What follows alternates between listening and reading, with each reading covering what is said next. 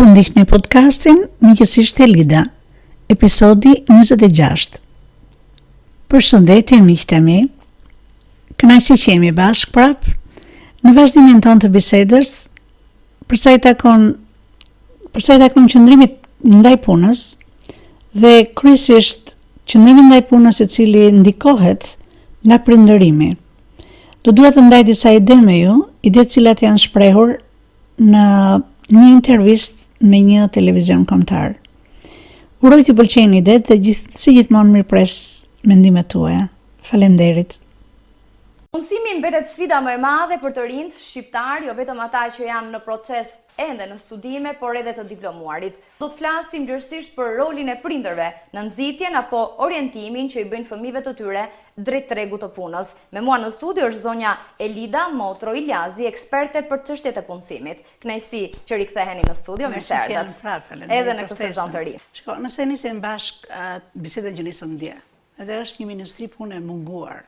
Edhe bëri pak zhurmë në këtë pjesën e ngushtimit të numrit ministrive dhe krijimit ca mega ministrive. Dhe një nga këto mega ministrive është ajo që do mbuloj së fundmi dhe çështjet e punësimit. Dhe në fakt del sikur nga prioritetet e qeverisë nuk është më se çka qenë. Kjo është gjë e parë që thatë që njerëzit që kanë interesa të caktuar për gjëra të caktuara mendojnë këtë.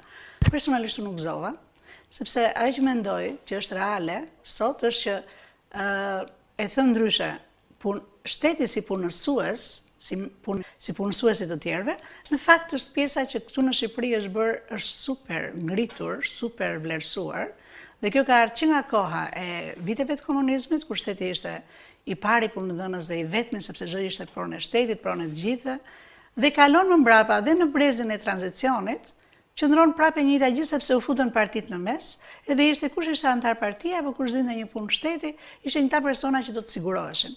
Në fakt e vërteta është që në të ardhurat, në GDP-n ton, është 64% që vjen nga sipërmarrja. Dhe ajo që unë doja të bëja një lidhje është çfarë ndodh me sipërmarrjen, që do të thotë, shteti ka sigurisë politika, që janë nxitse, që janë ndihma me infrastrukturën e tjera, por çfarë ndodh me shpirtin e lirë të njerëzve për të dalë në tregun e punës dhe për të gjetur vetveten. Këtu, nëse do të merrim vetëm këtë si indeks për sipërmarrjen, kjo përbëhet në fakt nga 3 gjëra konkrete të thjeshta. E para fare është nga një kod sjellor, quhet nga sjellja. E dyta do të jetë nga çfarë resurses, çfarë burimesh ka në këtë vend dhe e fundit infrastruktura që mund të ndërtojë shteti.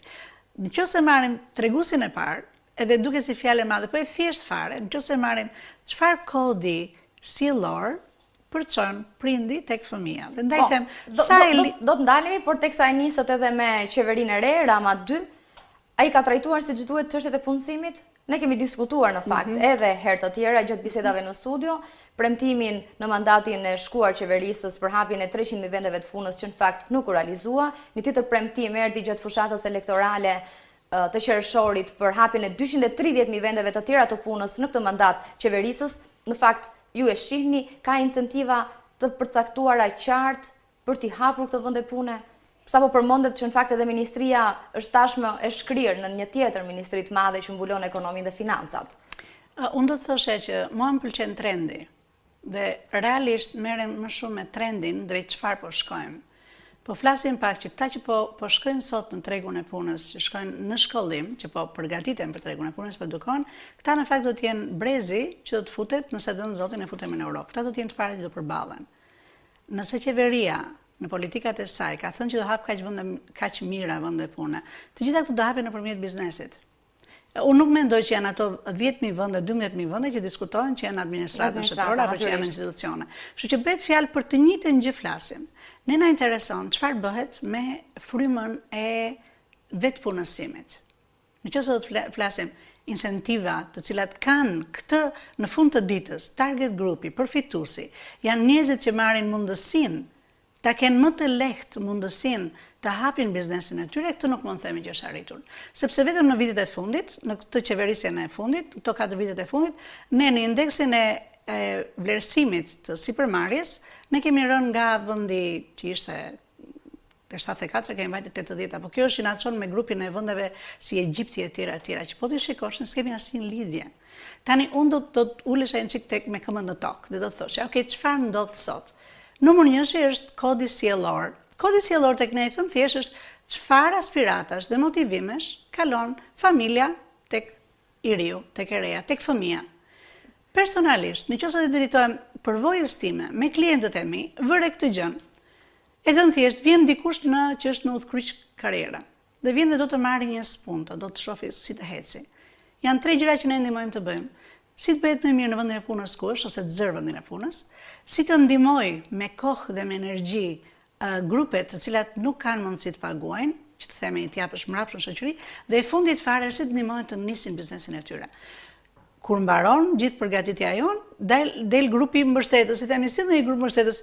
Surprise, janë vetëm prindërit që janë grupi mbështetës. Por sa prej tyre arrin që të kërkojnë në fakt. Ja, një sekond, çfarë ndodh që tek vrastare. Le të flasim për pjesën më të madhe. Tek sjellja vrastare, ndaj frymës së lirë për të hapur diçka.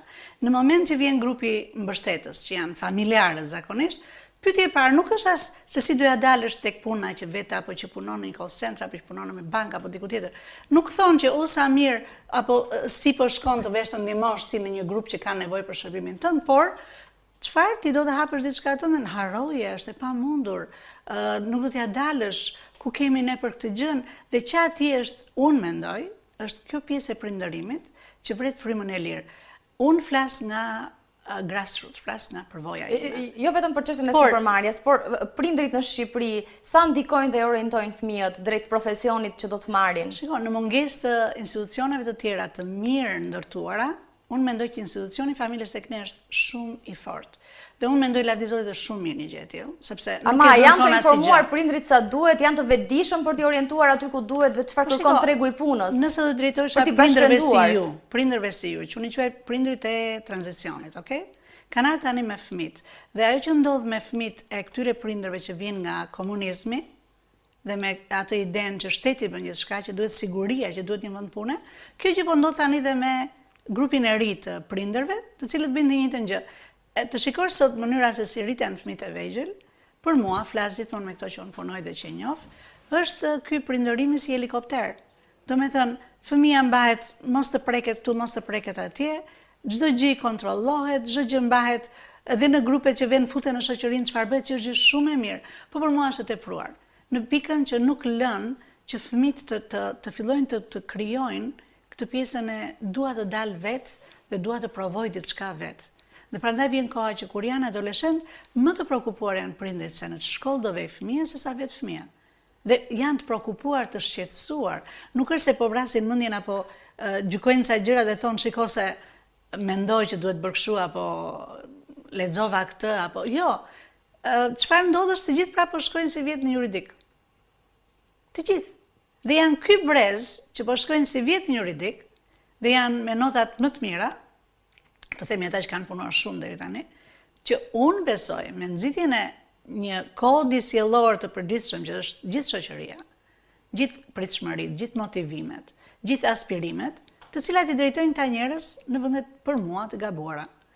Dhe nëse nuk janë të gabuara, nuk ka asnjë të keq nëse marrin një shkollim të mirë, njohin ligjin apo njohin ekonominë.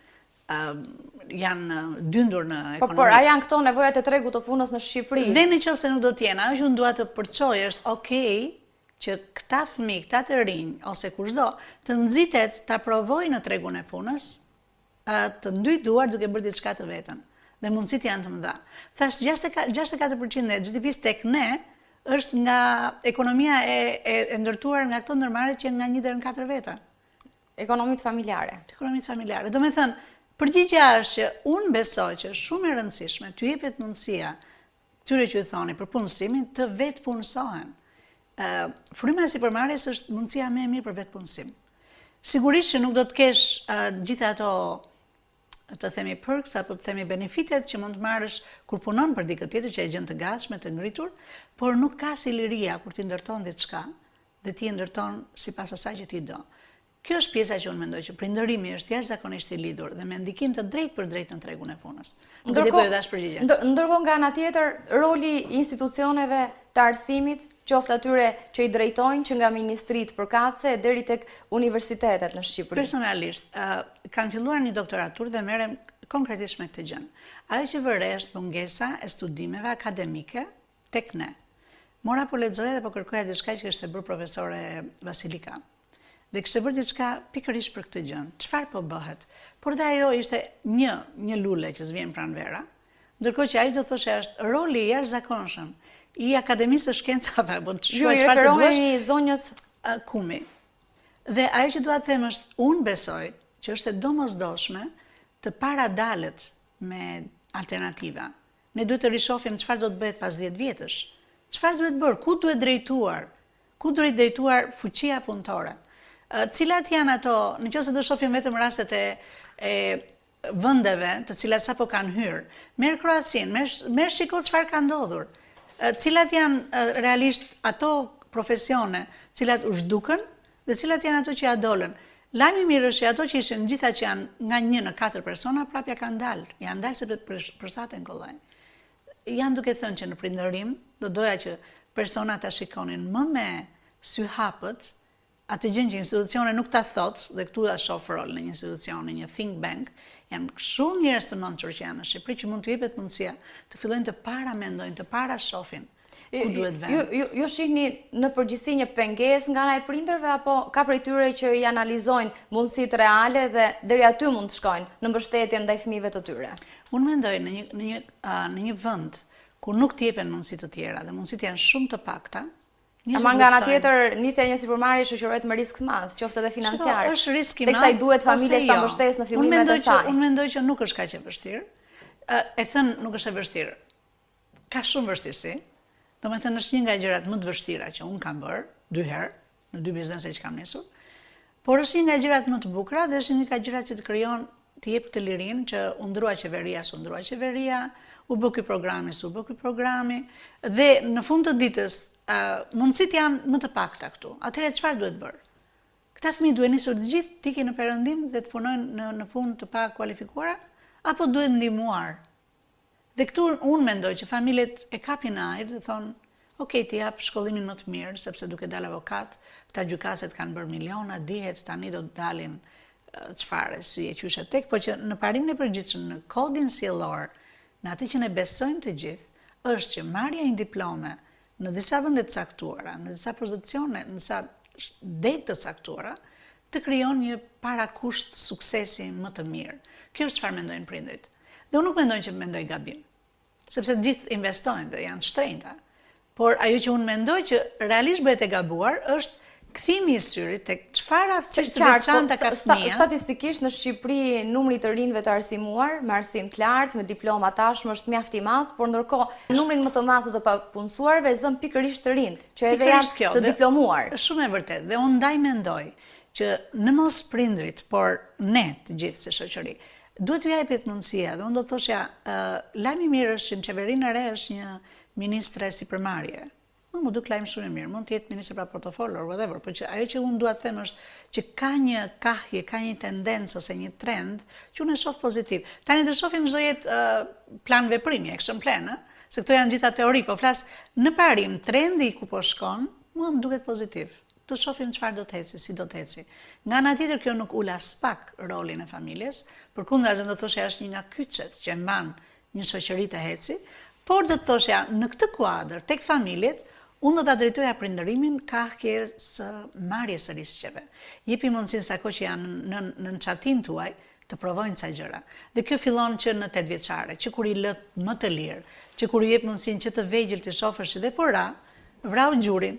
Po le ta shikoj që i thëm çik gjuri, doli gjaku, është diçka e cila ka të bëjë me largimin pak nga pak dhe përgatitje me aftësitë për jetën, fitimin e një pavarësie prej tyre. Pikërisht. Teksa diskutojmë edhe për sipërmarrjen, ndërkohë nga ana tjetër ne kemi një numër të lartë të rinj të papunësuar, por edhe në rastet kur ato gjejnë punën e parë, qoftë edhe të dytën, detyrojnë të bëjnë kompromise të punojnë jashtë profesionit, jashtë asaj për cilën janë shkolluar për vite të tëra, në fund kanë marrë një diplomë. Sa duhet bashkërenduar puna, qoftë mes atyre që kanë mundësi, punëdhënësve, qoftë mes institucioneve të arsimit lartë? Unë mendoj këtu është momenti që mund të thuhet që përvojat botërore janë. Ata shumë mirë duhet vazhdojnë të punojnë aty sepse duhet të mbajnë veten e tyre. Kjo është një shi, dhe unë nuk mendoj që është turp të vesh të punosh në një call center, të punosh kamarier, të punosh absolutisht për sa kohë ti duhet të mbash veten. Dhe unë nuk e mendoj si kusht që duhet patjetër të vesh në pozicionin që ti ke mbaruar shkollën. Kjo është e para. Por në shumë raste nuk bëjnë punë të denja apo pikërisht për atë që kanë studiuar edhe pas një dekade. Kjo është e dyta që unë do të thoshë. Nuk ndodh vetëm në vitet e para. Kjo është e dyta që këtu hyn pastaj tek indeksi që folëm përpara, ky është ndërtimi i infrastrukturës së duhur. Këtu është momenti që mund të krijohen ato që quhen praktika, të themi çerakllëqi që thoshë një herë, të vesh diku dhe të mësosh, të ulësh kokën dhe të mësosh. Të jepet mundësia me programe të caktuara, dhe këtu mendoj që mund të bëjë gjithçka shteti, për aq sa mund të bëjë lidhjen midis biznesit dhe këtyre kategorive. Dhe të jepet mundësia që njerëzit kenë mundësi, ndërkohë që punon 4 ditë për të nxjerrë bukën e gojës, dhe punon në një punë e cila nuk është e denjë, vërtet, ama 2 ditë apo 1 ditë e gjysmë, ti do vesh dhe do të ushtrohesh për atë që ti ke mbaruar. Dhe pastaj do shikosh që ndofta edhe kjo që ke mbaruar nuk është ajo dhe prapë do të kthehesh prapë tek fryma e lirë, tek fryma e sipërmarrjes. Unë kam përgjithëma dhe gjën e sipërmarrjes të rinj, sepse me të gjithë që kanë punuar në krye të 3 vjetëve ja kanë dalë.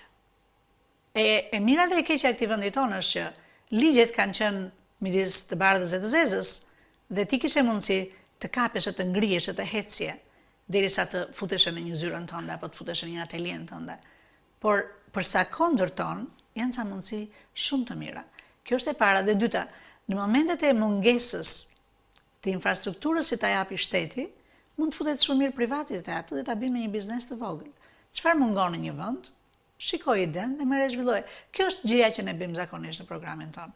Gjim çfarë është mungesa aty ku ti jeton, çfarë aftësish ke ti, çfarë asitesh ka prindi, edhe po të fillosh të mendosh këtë gjë, po të fillosh të vrasësh mendjen. Në vend që të ulesh në kafene dhe të vrasësh mendjen për duke u ankuar, duke u qarë, duke thënë se është shteti. A është sipërmarrja zgjidhje për të gjithë? Shkencërisht, statistikisht është vërtetuar. Po ndaleni kryesisht tek sipërmarrja. Jo, se për këtë po flasim për vetë punësimin që vendosëm po. Ajo që unë mendoj është që shkencërisht është vërtetuar që nuk ka njëri që nuk ja del dot bëjgjën e vet. Shkencërisht është vërtetuar që disa, nëse këtu është finishi dhe starti është këtu, disa janë këtu, disa janë këtu, disa janë këtu. Ka testime që bëhet dhe për ata që janë më larg, puna me ta është më e madhe për të përgatitur. Ose ndërtimi i grupit që bies ato aftësi që të mungojnë ty është më i madh si punë. Por që unë nuk mendoj që kam parë njëri që të jetë futur dhe të mos ja ke dalë. Kostot janë, unë nuk do të thosha që janë aq të mëdha sa të rish në shtëpi dhe të marrësh lek nga prindi. Dhe një vrasje edhe të ardhmes, e aspiratave, e motivimit për të jetuar, të gjitha këto vinë nga pjesa kur unë mendoj, ne si prindër, vrasim këtë gjën. Në shumë raste edhe nga pamundësia financiare, ndoshta për t'i mbështetur. Shiko, pamundësia financiare unë e mendoj që është justifikimi më i keq i mundshëm. Flasim për një person i cili, nëse do shikosh çfarë ama flasim për një realitet në Shqipëri kur pjesa më e madhe, të paktën 50% e shqiptarëve jetojnë në varfëri, sipas statistikave të organizatave ndërkombëtare. Ne flasim për këta që po thoni ju dhe flasim për ata që kanë shkolluar fëmijët e tyre. Okej, flasim për këtë kategori.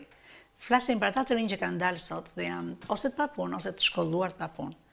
Realisht kur prindi ka çuar dhe ka paguar, se është prindi që ka paguar, realisht është një investim i vet.